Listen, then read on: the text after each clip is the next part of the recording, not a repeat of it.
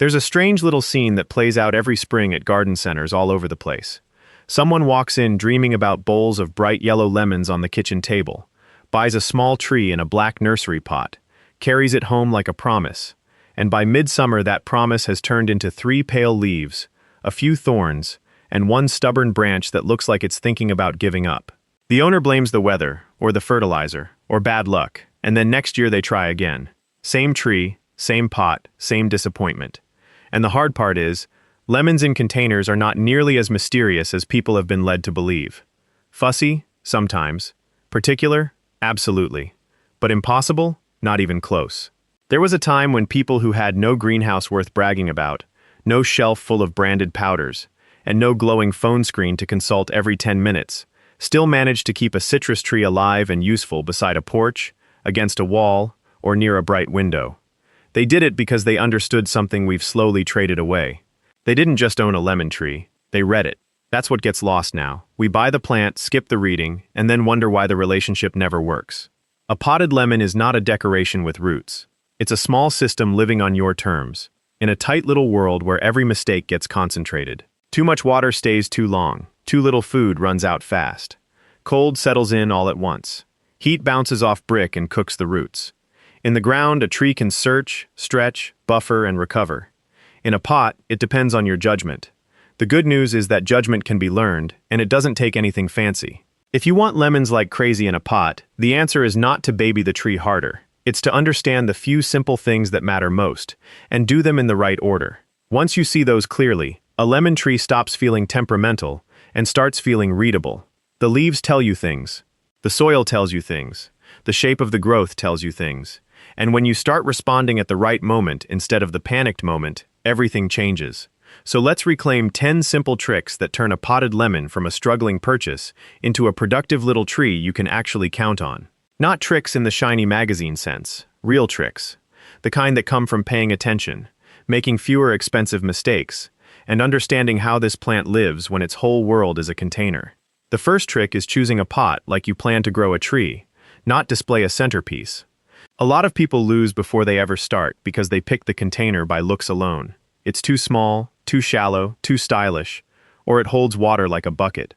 A lemon tree can tolerate many things for a while, but wet roots with no breathing room will punish you faster than almost anything else.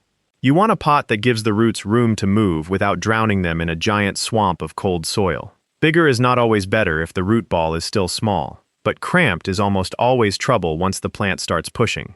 Think steady, not dramatic. It needs a container with real drainage, enough width for root development, and enough weight that the tree won't tip over every time wind catches the top. This is where old practical sense beats impulse buying. The pot is not just the tree's address, it's its weather, its moisture history, and half its future. Terracotta can breathe, which many growers like, but it also dries faster. Plastic holds moisture longer and weighs less, which can help if you move the tree, but it can heat up fast. Wood can work beautifully if it drains well. There isn't one holy material.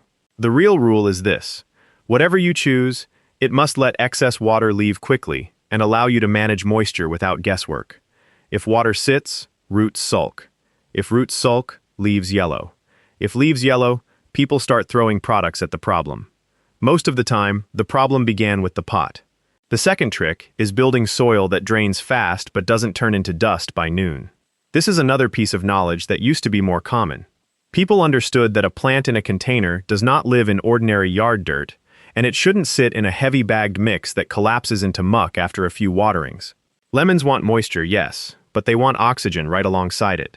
They like a root zone that feels open, loose, and quick to drain, while still holding enough water and nutrition to keep the tree pushing.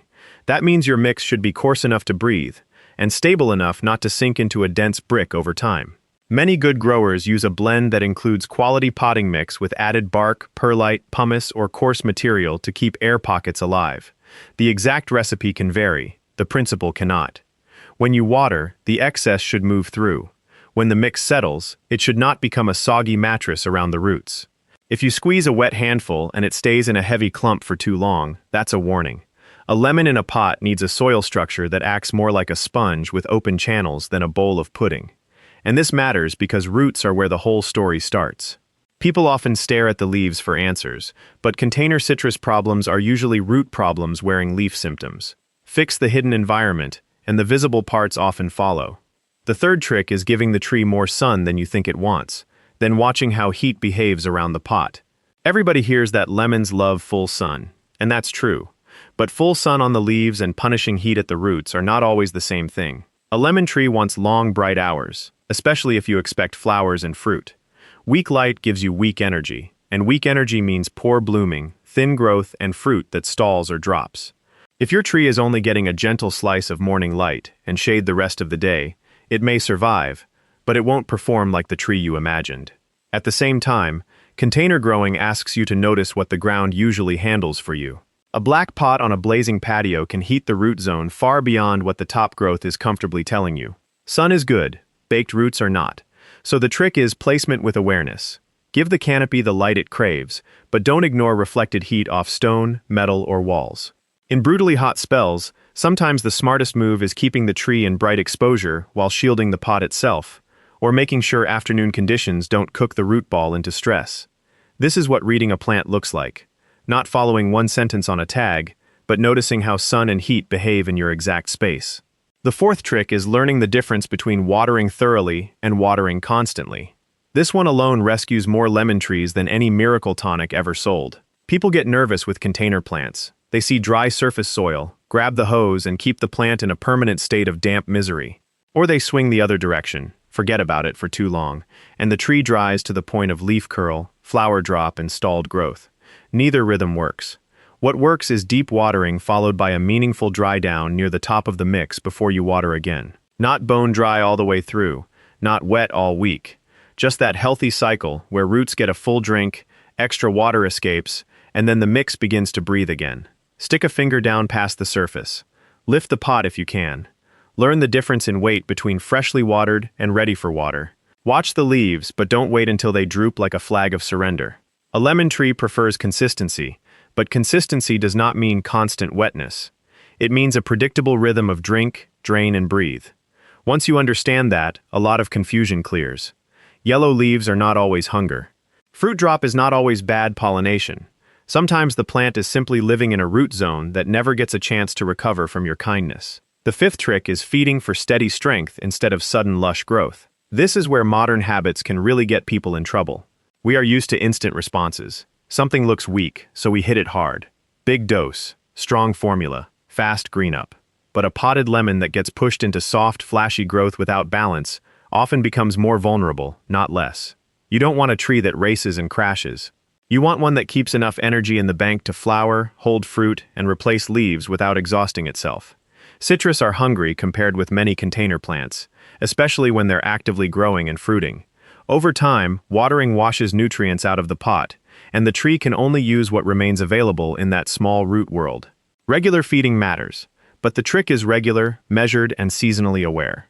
A good citrus fertilizer can help, especially one that includes the minor nutrients these trees often appreciate, but it works best when applied with some restraint and observation. If growth is pale, weak, or small, the tree may need nutrition. If growth is dark, rank, and all leaf with no flower ambition, you may be overdoing it. There's a steadier way to think about feeding. Don't ask, how can I force this tree to explode? Ask, how can I help this tree maintain honest strength? That shift in mindset saves money and saves disappointment. Real productivity is not a fireworks show, it's repeatable health. The sixth trick is not letting the tree waste itself trying to do too much too soon. This is one of the most painful lessons for impatient growers, because the little fruits are so charming. You bring home a young lemon tree, it blooms, maybe it sets a handful of tiny fruit, and every part of you wants to protect those baby lemons like treasure. But if the tree is still small, under-rooted, or building its framework, a heavy fruit load can act like a tax it cannot really afford. The plant pours energy into holding and sizing fruit when it should be using much of that strength to establish branches, leaves, and root mass. Sometimes the kindest thing you can do is remove some flowers or early fruit on a young tree and let it build. That feels wrong to people who only count success by what they can harvest today. But experienced growers know better. Delayed gratification creates a stronger tree that can carry more later without collapsing into weakness. You are not losing lemons. You are investing in future capacity. This is one of those bits of ordinary judgment we've drifted away from. We want proof immediately. The old practical approach was calmer. Build the system first. Let strength come before display. It works with fruit trees, gardens, pantries, livestock, even houses. The foundation pays you back. The seventh trick is pruning for shape, air, and light, not for drama. People often either avoid pruning altogether because they're afraid, or they cut so aggressively the tree spends months trying to recover from confusion. A potted lemon does not need theatrical pruning. It needs sensible guidance. Dead wood should go. Crossing branches that crowd the center can go. Weak interior growth that gets no light and only steals energy may go. Any suckers from below the graft should definitely go, if your tree is grafted, because that growth is not there to help you get good lemons. It's there to take over. Beyond that, think about what you're trying to create. A balanced, open structure that can hold leaves in good light, move air through the canopy, and support fruit without becoming a tangled mess. If the inside of the tree is so dense that light barely reaches it, productivity suffers. If one side is racing and the other is starved, correct it gradually. Pruning is not punishment, it is editing. You keep what serves the tree's future and remove what doesn't. And here's the deeper point. A lot of gardening gets easier when you stop treating every snip like a moral crisis. Plants are dynamic. They respond, they rebalance. Good pruning is not about domination, it is about direction. The eighth trick is understanding bloom, pollination, and fruit drop without panic. Lemon trees can make people emotional because they often put on a show that raises expectations fast. The flowers smell incredible. The tree looks alive with possibility. Then some blooms fall. Tiny fruit drop. A few promising starts shrivel and disappear. New growers assume they failed. Sometimes they did not fail at all. Citrus naturally shed what they cannot support. That's part of the tree's own judgment. Every flower is not meant to become a lemon. Every tiny fruit is not a contract. The real question is whether the tree is setting enough healthy fruit for its size and strength, not whether it keeps every hopeful beginning. If your tree is blooming but never setting anything, then you start asking why. Light may be too low. Nutrition may be off. Temperatures may have swung too hard. Indoor conditions may have limited pollination movement. But if some drop happens during an otherwise healthy cycle, that is often the plant thinning itself to what it can manage. This matters because anxious growers meddle at exactly the wrong time. They overwater during bloom, overfeed after drop, and move the tree too much when stability is what it needed most. Sometimes restraint is the advanced skill. Watch first, diagnose second, react third. The ninth trick is managing the seasonal move like it matters, because it does. A potted lemon lives between worlds. In warm climates, it may stay outside most or all of the year. In colder places, it becomes a migrant, and the transition seasons are where many trees get stressed. People wait too long in fall, then drag the tree indoors after a cold snap has already rattled it. Or they rush it outdoors in spring because one pretty afternoon tricks them into thinking the season has settled. Then cold nights, wind, or sudden blazing sun knock the tree sideways. Moving citrus successfully is less about the exact date and more about the transition. In fall, bring it in before real cold becomes a habit, not after damage starts whispering through the leaves. Indoors, give it the brightest conditions you can, keep it away from blasting heat vents when possible, and accept that some adjustment may happen. In spring, harden it off. Let the tree reintroduce itself to outdoor sun and air in stages, instead of shoving it from a protected window straight into full exposure, like a soldier exiting a bunker. This is another place where impatience costs people. A lemon tree can handle a lot better than we think, if change happens in a way it can read. What it hates is abruptness. The 10th trick is repotting before the tree starts begging in a language you can no longer ignore. Root-bound citrus can still look decent for a while, which is why people postpone this too long. Then suddenly the tree dries out too fast, growth shrinks, feeding seems less effective, and the whole plant behaves like it's living on a knife edge. By then, the roots may be circling hard, compacted, and struggling to explore fresh media. Repotting is not something you do every month in a fit of productivity, but it is part of the long relationship. When the tree has clearly filled its pot, when water behavior changes, when roots are crowding the edges, or when overall vigor slips despite decent care, it may be time. Move up sensibly, not absurdly. Freshen the mix. Loosen circling roots if needed. Give the tree a new root environment before stress becomes its personality. And now here's what ties all 10 of these tricks together. None of them are glamorous. That is exactly why they matter. Most real skill is not glamorous. It is a chain of ordinary good decisions made before the emergency. A properly draining pot, a breathable mix, strong light, measured water, steady feed, sensible fruit load, thoughtful pruning, calm interpretation of bloom and drop, gentle seasonal transitions, timely repotting. That is how you grow lemons like crazy in a pot. Not with one magic ingredient, with readable cause and effect. Years ago, more people lived closer to that kind of cause and effect.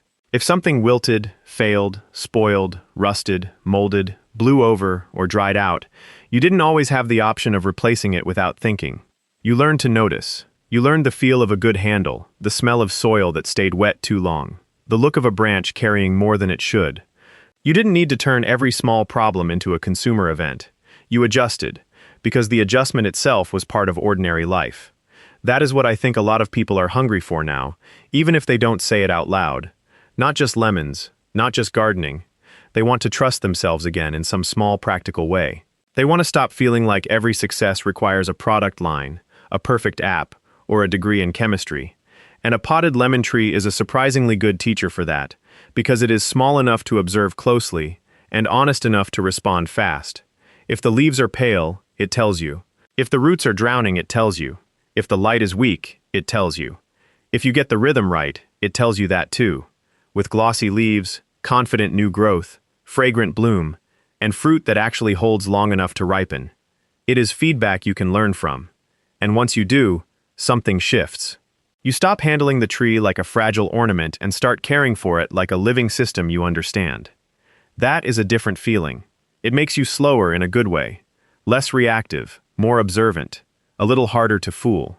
Those are gardening traits, yes, but they are also life traits. You begin to notice how often modern frustration comes from skipping the reading stage.